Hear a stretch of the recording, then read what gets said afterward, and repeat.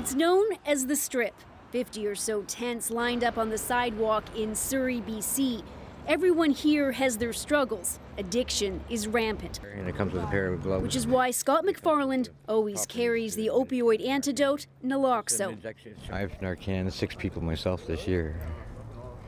So, I mean, I see it all the time. It's just like it becomes part of the ambulances and people ODing seems to just become part of the whole scenery, right?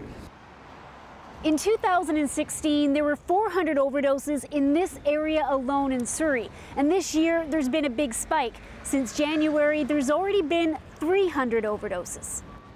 When it comes to deaths from overdoses, this community has the second highest number in BC after Vancouver, which is why outreach workers say there's a big need for this, a supervised consumption site. This is the first supervised consumption site that we've opened since the emergency was declared in BC.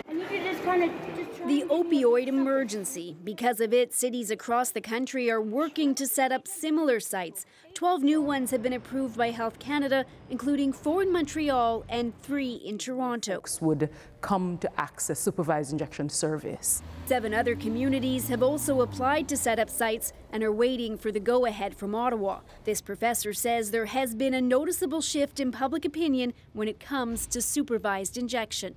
More people are aware of these sites, and they're also more willing to have a discussion about them.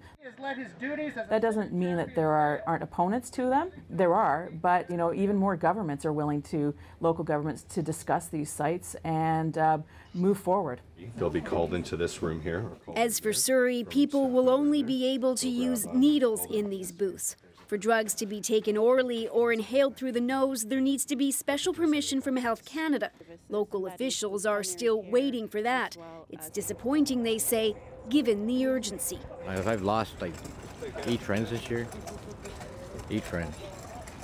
Scott McFarland hopes the new site will save lives and prevent more names from being added to this poster, remembering all of those who have died.